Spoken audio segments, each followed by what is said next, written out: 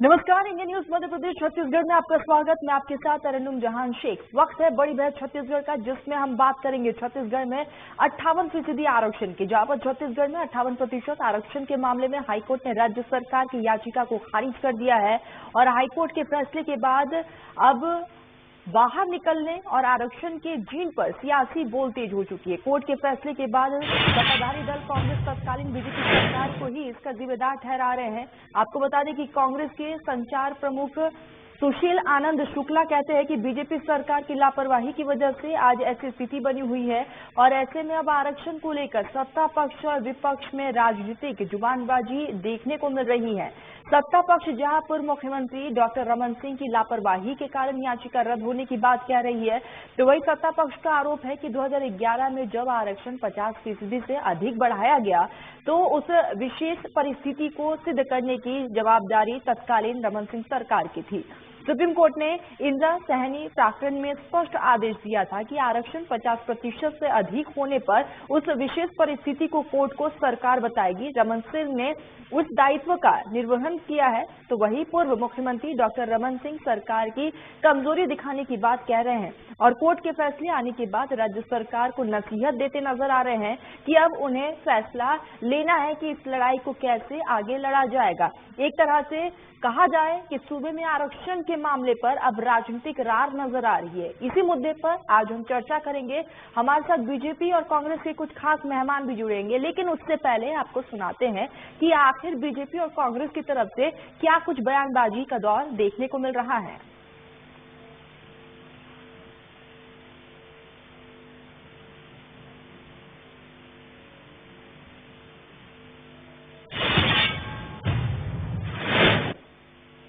ने 58% आरक्षण के फैसले को रद्द कर दिया है।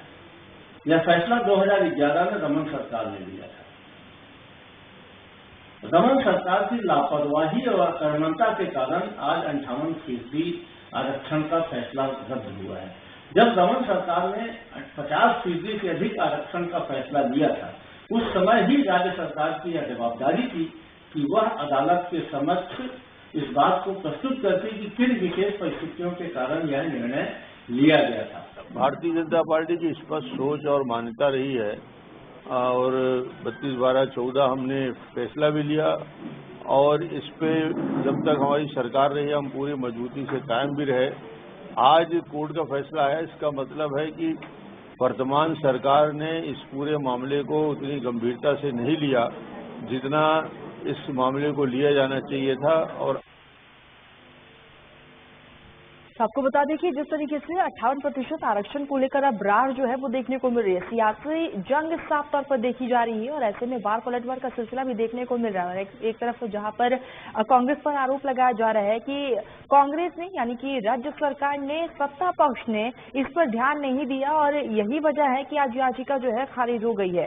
तो आपको बता दें कि जिस तरीके से 58% आरक्षण को लेकर अब जुबानबाजी तेज हो चुकी है, यानी कि वार पलटवार देखने को मिल रहा है। छत्तीसगढ़ बिलासपुर हाईकोर्ट ने 50% से ज्यादा आरक्षण का असंवैधानिक करार दिया है और 50% से ज्यादा आरक्षण को लेकर आज फैसला आ चुका है, जिसमें राज्य सरकार की याचिका को खारिज कर दिया गया है कोर्ट की तरफ से। और आपको बता दें कि ये पूरा मामला 2012 में राज्य सरकार द्वारा सरकारी नियुक्तियों और मेडिकल, इंजीनियरिंग और अन्य कॉलेजों में एडमिशन पर 58% आरक्षण के फैसले से जुड़ा हुआ है। और इस पर आज फैसला सुनाते हुए छत्तीसगढ़ हाईकोर्ट के चीफ जस्टिस अरूप कुमार गोस्वामी और जस्टिस पीपी साहू की डिवीजन बेंच ने 58% आरक्षण को रद्द कर दिया, यानी कि जो याचिकाएं दायर की गई थी सत्ता पक्ष की तरफ से उसे खारिज कर दिया गया। लेकिन ये पूरा मामला 2012 का है और ऐसे में 2012 में तत्कालीन रमन सरकार ने 58% आरक्षण देने का फैसला किया था और इससे नाराज होकर डॉक्टर पंकज साहू और अन्य अरुण कुमार पाठक और इसी के साथ अधिवक्ता मितिन सिद्दीकी और विनय पांडे और कई ऐसे लोग थे जिन्होंने हाईकोर्ट में याचिका दायर की थी और इस पर आज सुनवाई हुई है और साफ तौर पर इस याचिका को खारिज कर दिया गया है। लेकिन अब वार पलटवार का सिलसिला देखने को मिल रहा है। हाईकोर्ट की तरफ से साफ तौर पर कहा गया है कि 50% से ज्यादा आरक्षण नहीं दिया जाएगा क्योंकि ये असंवैधानिक है, कोर्ट की तरफ से कहा गया है। लेकिन जिस तरीके से 2012 में रमन सरकार जब बीजेपी की सरकार थी तब इसको लेकर अब बातें कही गई थी, लेकिन अब कहीं ना कहीं इस पर अब जिस तरीके से फैसला है इसको लेकर अब राजनीति भी देखने को मिल रही है।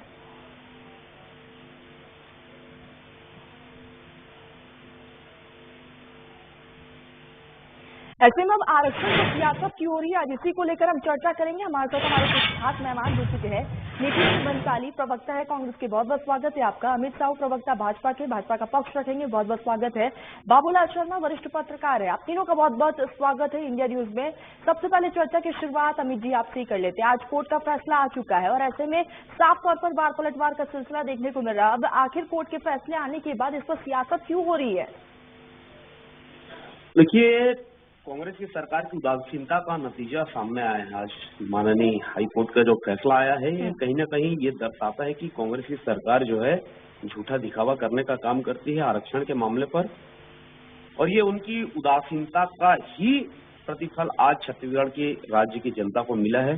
हमारा सीधा आरोप है कि कांग्रेस ने आरक्षण के लिए ध्यान नहीं दिया, उल्टा इसको पेंच को फंसा कर रखा, जिसका नतीजा आज इस निर्णय पर आया। लेकिन अमित जी, साफ तौर पर कोर्ट ने कहा है कि अगर 50% से ज्यादा आरक्षण असंवैधानिक है, दिया ही नहीं जा सकता है। कोर्ट का ये साफ तौर पर फैसला आ चुका है, तो ऐसे में कांग्रेस का क्या रोल रहा? आखिर कमी कहाँ रही है कांग्रेस की तरफ से? जी बिल्कुल, एक तरफ कांग्रेस दिखावा भी करती है कि हम आरक्षण देंगे और आरक्षण का लाभ पूरे छत्तीसगढ़ की जनता को मिलेगा, मगर जब हमारी सरकार थी डॉक्टर साहब की, तब उन्होंने छत्तीसगढ़ के हित में, छत्तीसगढ़ के जनता के हितों के लिए आरक्षण को लगाया था। तो आज जब कांग्रेस जो है किसी घोटाले के लिए एक अच्छे वकील को लगा सकती है हाई कोर्ट में, किसी घोटाले को जांच को करने के लिए, मगर छत्तीसगढ़ के जनता के हितों के फायदे के लिए जो आरक्षण आज भारतीय जनता पार्टी की सरकार ने जो लागू करवाया था, उसके लिए इनके नियत जो है साफ झलक के बाहर आती है कि यानी अमित जी, अब साफ तौर पर कहना चाह रही कि कांग्रेस की नियत सही नहीं है और वो जनता के हित में काम नहीं कर रही है। सीधा मैं नितिन जी के पास जाऊंगी, जवाब लेना चाहूंगी। नितिन जी, आज कोर्ट का फैसला आ चुका है, लेकिन साफ तौर पर बीजेपी की तरफ से आरोप लगाया जा रहा है कि आप लोगों ने सही ढंग से काम नहीं किया। अगर आप लोगों ने सही ढंग से काम किया होता तो आज याचिका खारिज नहीं हुई होती। देखिए अरन्नू, मैं आपको ये बता दूं कि ये फैसला लिया था 2011 में तत्कालीन मुख्यमंत्री भारतीय जनता पार्टी के डॉक्टर रमन सिंह। 2012 में 21 याचिकाएं लगी। क्या इनको पता नहीं था? क्या इनको सुप्रीम कोर्ट के नियम नहीं मालूम थे? सुप्रीम कोर्ट ने इंदिरा साहनी के प्रकरण में जो 50% आरक्षण का जो डिसीजन दिया था, उसमें क्लियर लिखा था कि जो इसके ऊपर यदि कोई राज्य आरक्षण देता है तो वो परिस्थितियां क्या है और किन परिस्थितियों में दे रहा है, उसकी डिटेल होनी चाहिए। तत्कालीन मुख्यमंत्री डॉक्टर रमन सिंह जी ने इसमें एक समिति भी बनाई थी, पूर्व गृह मंत्री ननकीराम कंवर जी की अध्यक्षता में। उस समिति ने अपनी अनुशंसा की रिपोर्ट भी दी, पर वो रिपोर्ट हाई कोर्ट में प्रस्तुत नहीं हुई और अंतिम बहस में ये बात आई है सामने कि शासन ने जो है, तत्कालीन सरकार ने ये अनुशंसा की रिपोर्ट जो है प्रस्तुत नहीं की है, और हमने आखिरी तक, हमारे वकीलों ने और राज्य सरकार ने अपना पक्ष आखिरी तक के हाईकोर्ट में रखा।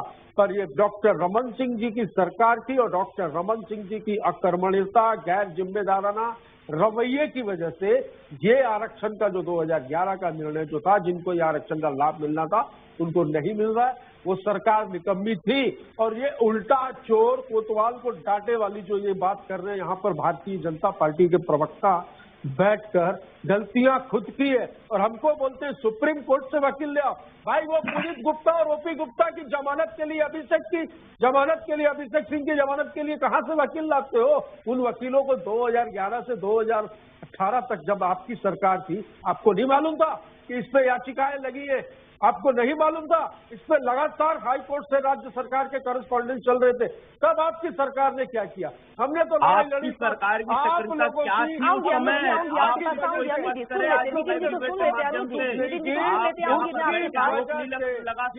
ठीक है अमित जी, आऊंगी मैं आपके पास, आऊंगी, जवाब आपसे लिया जाएगा। एक साथ दो इंसान बोलेंगे, एक साथ दो लोग बोलेगा नहीं।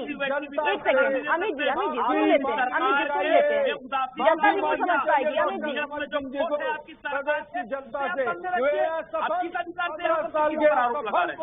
अमित जी मैं आऊंगी आपके पास, पूरा समय आपको भी मिला है। अमित साहू जी, सुन लेते हैं, नितिन जी को सुन लेते हैं। जनता भी नहीं समझ पाएगी, अमित जी, जनता भी नहीं समझ पाएगी। एक साथ दो लोग बोल रहे हैं। नितिन जी अपना पक्ष रखिए। छत्तीसगढ़ के लोगों की बात करेंगे। ये कौन सा बयान हुआ कि दिल्ली से वकील लाओ? अरे भैया, आप लोग ला सकते हो, खूब लाए हो आप लोग क्यों नहीं लाए? 2011 से 2018 के बीच में क्या कर रही थी आपकी सरकार? आलू छिल रही थी, क्यों नहीं आए आप लोग? क्यों आप लोगों ने? छत्तीसगढ़ की जनता की सेवा कर रही थी हमारी सरकार। यार क्या जनता की सेवा की? सेवा कर रही थी हमारी सरकार। सेवा की होती तो 2018 आज छत्तीसगढ़ जो देख रहे हैं ना, आज जो छत्तीसगढ़ का अस्तित्व जो दिख रहा है ना, वो हमारी सरकार की देन है। चिंता कर नहीं रख देती। कितनी जनसेवा की है, कितने घोटाले किए हैं, ये पूरा देखा है छत्तीसगढ़ की जनता ने। मुख्यमंत्री ने रायगढ़ की 3.5 साल की सरकार में क्या से क्या हो गया, छत्तीसगढ़ ये भी जनता देख रही है। ठीक है, मैं सीधा बाबूलाल जी का रुख कर लेती हूँ। ठीक है, मैं बाबूलाल जी का रुख करती हूँ। बाबूलाल जी, आपने दोनों पक्षों को सुना। जिस तरीके से आज कोर्ट का फैसला आ चुका है, क्या कहेंगे आप? जी क्या कहा आपने? सुनाई नहीं दिया। दोनों पक्षों को आपने सुना, वार पलटवार का सिलसिला देखने को मिल रहा है और आज कोर्ट का फैसला भी आ चुका है, याचिकाएं खारिज हो चुकी हैं। देखिए, इसमें ध्यान इस बात पर दीजिए कि ये जो कोर्ट का फैसला आया है, ये किस मामले में आया है?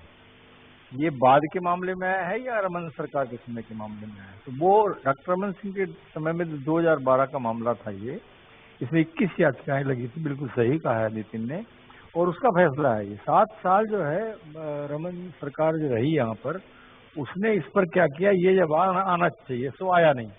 और निश्चित रूप से जो है अभी वर्तमान में जब ये केस चल रहा है, तो जब कांग्रेस की वर्तमान सरकार ओबीसी को 27% देने का वायदा कर चुकी है, तो इस सरकार को भी कुछ प्रयास करने थे, कहीं ये मामला जो पुराना मामला है ये कहीं उल्टा न चला जाए, तो हमारा ये 27% का ओबीसी का मामला भी अटक जाएगा। उसमें प्रयास इनको भी करनी चाहिए। थोड़ी गलती उनकी तो थोड़ी गलती इनकी भी है।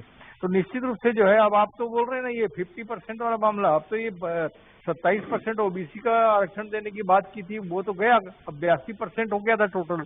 तो 82% 32% अब कम हो जाएगा, क्योंकि 10% जो सवर्ण गरीब केंद्र की तरफ से छूट थी, वो कोर्ट में मामला है, सुप्रीम कोर्ट में, उसका फैसला आते तक के देखा जाएगा। तो ये स्थितियां जो है ये आरक्षण की, और ये आरोप भाजपा पे इसलिए लग रहा है, मैं आपको बताता हूँ, जो मेरी समझ में आ रहा है कि मोहन भागवत जी ने अपने एक बयान में इस बात को कहा था कि आरक्षण समाप्त करने की दिशा में सरकारों को विचार करना चाहिए।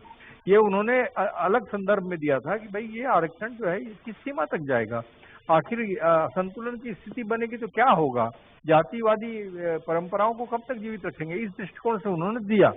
और इसीलिए जो है उस आरक्षण के उस बयान को पकड़ करके जो है कांग्रेस सरकार इस बात का आरोप लगा सकती है, लगा रही है, लगाएगी कि ये वो लोग हैं जो लोग आरक्षण को समाप्त करना चाहते हैं।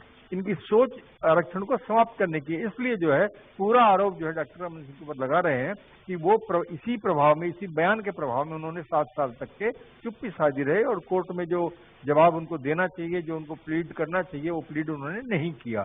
इसलिए जो है ये बात साफ तौर पर कहीं ना कहीं कांग्रेस की तरफ से भी कोई खामियां रही है, यही कारण है कि याचिका खारिज हुई है। रही मानना पड़ेगा कि अभी 4 साल में इनको इस बात का विचार करना था कि हमने 27% ओबीसी का बयान दिया है, घोषणा की है कि हम 27% ओबीसी का देंगे। वो अलग बात है कि इनके व्यक्तिगत रूप से कुणाल शुक्ला जी ने कोर्ट गए और सामाजिक कार्यकर्ता की हैसियत से गए, उसमें रोक इससे लगवा लिया। वही कुणाल शुक्ला आज जो है इन्हीं की सरकार के कबीर एकेडमी के अध्यक्ष हैं, तो इसलिए वो भाजपा के आरोप का कारण बन रहे हैं कि भाई इन्हीं के लोगों ने, रमन सिंह जी ने कहा वो इस रूप में कहा है। कुणाल शुक्ला कांग्रेस के आदमी हैं, उन्होंने जो है ठीक है नितिन जी जवाब दीजिएगा। आपने बाबूलाल जी को बहुत ध्यान से सुना होगा, साफ तौर पर कहा गया है कि कुछ ना कुछ सत्ता पक्ष की कमी रही है, तभी आज याचिका खारिज हुई और यही कारण है कि विपक्ष भी सवाल उठा रहा है। विपक्ष का काम है बेतुके सवाल उठाना, विपक्ष का काम होता है मुद्दों पे बात करना, पर यहाँ पर विपक्ष जो है वो तथ्य विहीन, मुद्दा विहीन है और बेतुकी बातें करता है। मैं आरोप लगाऊंगा इसमें, मैं आपको क्लियर बता दूं कि अंत तक के जितनी भी डेट आई इस विषय में, इन 3.5 पौने 4 साल जो थे, इसमें वो जो याचिका लगी थी हाईकोर्ट में, उसमें जितनी भी डेट आई उसमें हमारे वकीलों ने, राज्य सरकार ने मजबूती से अपना पक्ष रखा। और आप देखिए उसमें अंत में ये आया कि ये जो अनुशंसा रिपोर्ट जो थी, एक समिति बनाई गई थी डॉक्टर रमन सिंह द्वारा नंदीराम कंवर जी की अध्यक्षता में तत्कालीन गृह मंत्री को, और समिति की अनुशंसा की रिपोर्ट तक इन लोगों ने कोर्ट में जमा नहीं की। इनके संघ प्रमुख कहते हैं कि आरक्षण का लाभ कब तक दिया जाएगा, आरक्षण खत्म कर दो। ये इस बात की ओर बिल्कुल इशारा करता है कि डॉक्टर रमन सिंह जी कहीं न कहीं मोहन भागवत जी के उस बयान की लाइन पर चल रहे थे। ये तो रेवड़ी बांटना है बोलते हैं भाई। जनता के पैसों को जब हम जनता को देते हैं तो इनके प्रधानमंत्री बोलते हैं रेवड़ी बांट रहे हैं।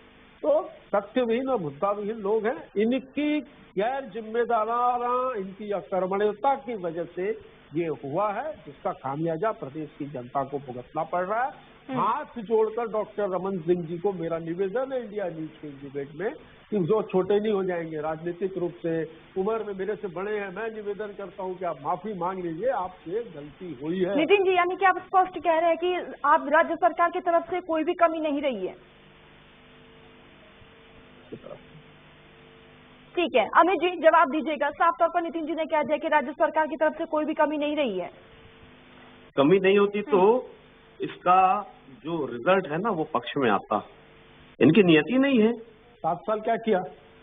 ठीक है नितिन जी सुन लेते हैं, नितिन जी सुन लेते हैं, नितिन जी सुन लेते हैं, पूरा मौका दिया गया। नितिन जी आपको पूरा मौका मिला है, अमित जी को सुन लेते हैं। नितिन जी पूरा मौका मिला है, नितिन जी पूरा मौका मिला है, आप सुन लीजिए, सुन लीजिए नितिन जी, सुन लीजिए। अमित जी जवाब रखिएगा। कांग्रेसियों का यही हाल है, दोहरी नीति पे चलने का काम करते हैं। एक तरफ लॉलीपॉप देते हैं, एक तरफ रेवड़ी बांटते हैं, हम आरक्षण देंगे, दूसरी तरफ अपने ही आदमी से एक याचिका लगवा के याचिका फाइल करवाते हैं और उसे मामले में लाल बत्ती का दर्जा देते, राज्य मंत्री का दर्जा देते। ऐसी नीति है आप लोगों की। नितिन जी ऐसे डिबेट नहीं हो सकती। नितिन जी एक साथ दो लोग बोलेंगे, जनता भी नहीं समझ पाएगी। नितिन जी पूरा मौका आपको मिला ना। नितिन जी सुनिए, नितिन जी सुनिए, अमित जी को बोलने दीजिए, पूरा मौका दिया गया आपको। अमित जी अपना जवाब रखिएगा।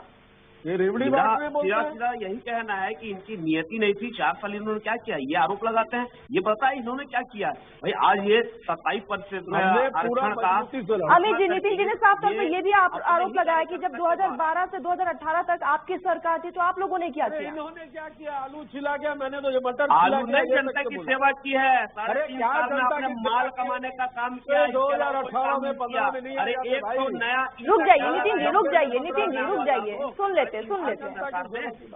आप ये बताओ, एक तरफ आप जनता को रेवड़ी बांटते हैं छत्तीसगढ़ की, दूसरी तरफ आपके ही कार्यकर्ता के माध्यम से याचिका गैस में सब्सिडी दे रहे हो, रेवड़ी में चलने का काम करते हो। बताओ ना भाई, वो रेवड़ी तो मान लिया, जनता समझ गई है नितिन भाई, जनता ले लेंगे, ये बताने की आवश्यकता नहीं है।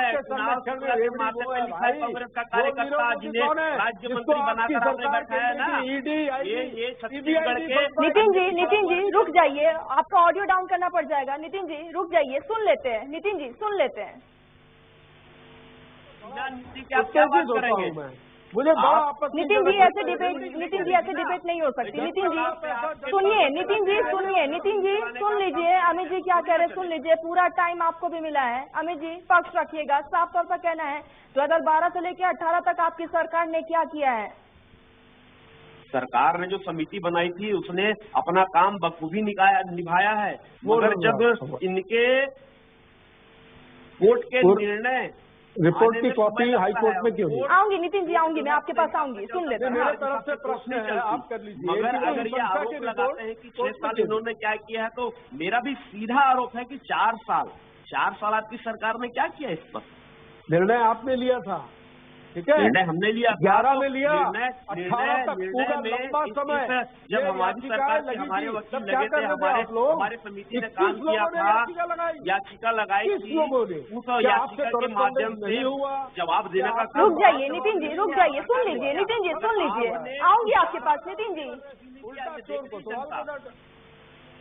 अमित जी जवाब रखिएगा।